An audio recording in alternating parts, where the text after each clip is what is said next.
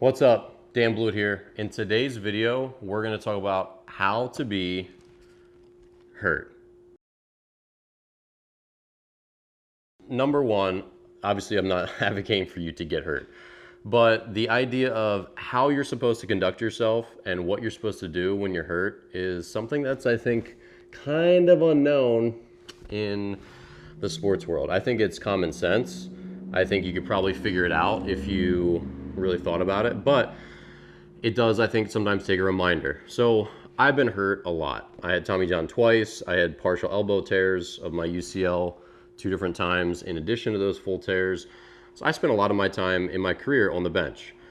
And I was certainly not always happy about it. And I am certainly not the naturally cheeriest person. I'm not the one in the dugout who's constantly, clapping and doing cheers. And that's just not my personality. I'm a kind of low-key person.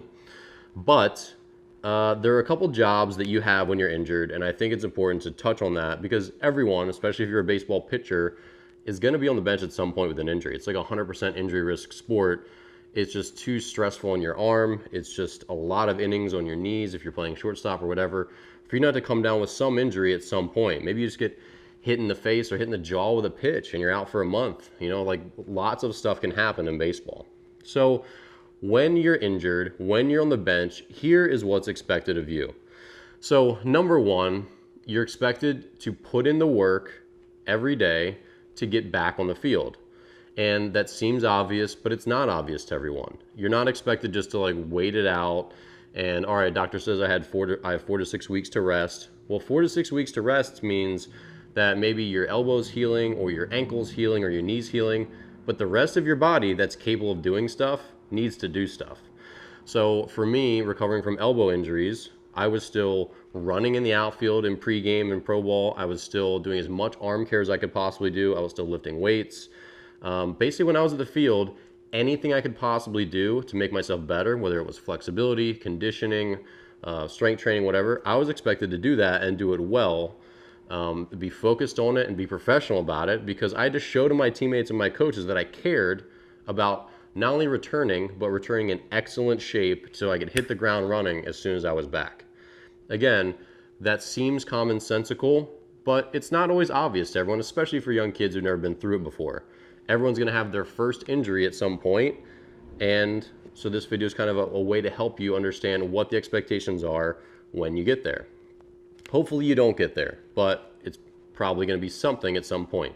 So, number two, it's to be a good teammate. And this seems easy. Again, it also seems common sense. But what this means is the following. You're not going to hide in the corner of the dugout and carry on conversations and be mentally a million miles away while the rest of your teammates are fighting for wins on a daily basis. The team is going to continue on like a business without you.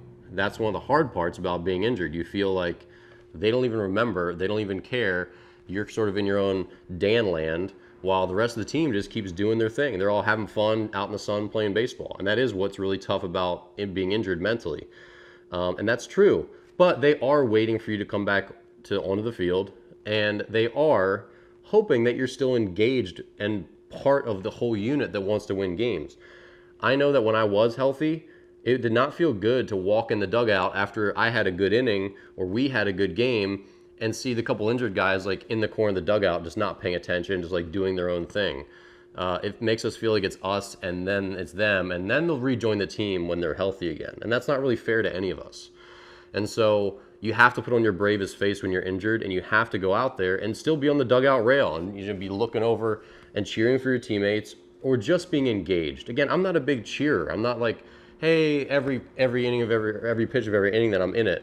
But I was always watching, and then for the most part, I was engaged in the game, acting like I still cared, which I did, and trying to be the best teammate that I could. So that means being there to give high fives when guys are coming in the dugout, being there in the bullpen to still give guys a pat on the back when they had a good inning. It doesn't mean you have to be everyone's cheerleader, but you have to be engaged as much as any other player would if they were still healthy. You should still be conspicuous as part of the team, and you absolutely should try to be the number one cheerleader on the team if you can. If you can be the first guy out there to give a high five and you're just that can be your role, is helping to pick up the team, because you can't really do anything else. It sucks being on the bench for 3 hours and watching your teammates play, and it's a lot of time to kill mentally. And baseball's fun, but it's not that fun watching 9 innings go by every day for 140 days. But you try to stay in as much as you can. And again, you try to be engaged and be a cheerleader who can help your team morally, mentally, emotionally, whatever. So, give your support to them. So those are the things that are expected. You need to physically prepare yourself to come back better than you were, in addition to your rehab. Like, you'll go to your formal rehab, you'll do all that stuff, but you're expected to be at the field and conspicuously working hard. That's the biggest thing. When you're injured, your spot's maybe, but maybe not, going to be there waiting for you. I know that the couple times I've been injured with a small thing during seasons, which I think was twice in pro ball, when I came back, I was very presently aware that they had gone on just fine without me for a month. And then I'm going to come back in and I've got to re-earn my role. Like, I sat out for a month and the team kept on going. So now that I'm back, if I jump in and I suck because I wasn't working hard or I was out of shape, or maybe I am in shape but I still just suck, hey, Dan was hurt, now he's back, but now Dan sucks, now Dan's gone. That's kind of how it works, and that's scary, and that should motivate you as a player, especially at the higher levels, like in college and in pro ball.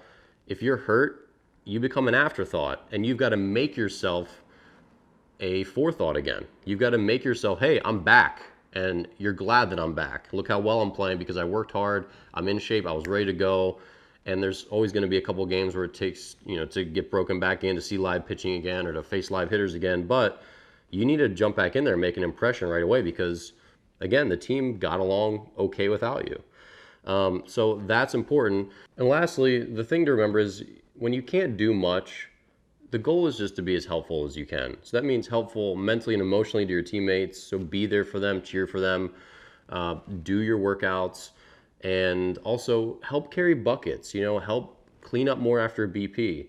When you have all this energy to burn because you're not in games burning it up and other guys are out there grinding it out, you should be the one to help do all this extra stuff, to feed guys tees, to just, again, shag more balls or feed guys ground balls, whatever it is, catch up for the guy hitting fungos. But be that guy who's a good assistant to whoever needs it to help everyone else continue to get better while you're off the field. Again, that should seem like a no-brainer, but it's easy to fall into the trap of, woe is me, I can't play, I'm sad, I don't want to run around and do all that stuff because I'm sad because I'm hurt. And that's the trap that you fall into, and that's not being a good teammate. It's not good emotionally for you to be your best when you come back. To stay engaged with the team and feel like you have a role is important. And so with all that stuff, it just comes back to trying to find ways to be positive, to be helpful, and to prove that you're actively working really hard to be back on the field, okay? So those are your obligations when you're hurt, and I hope that is a helpful guide for you if you've never been hurt. I hope it's a pick-me-up if you are currently hurt and maybe you need a little kick in the pants. But again, baseball's a tough sport. Everyone's going to come down with something at some point probably. And so when you do, your character is really going to be tested and it's going to be shown. So if you're the guy who steals energy from everyone else, is a cancer in the dugout, doesn't care what happens in the game or doesn't care what happens to your teammates, it's not going to bode well for you. They're not going to rally around you when you need it if you don't rally around them when you're at one of your low points, all right? So make sure you're a good teammate and work hard and get back on the field, all right? So if you enjoyed this video, definitely subscribe. Check out the links in the description to my online courses and my books, and we'll see you in the next video.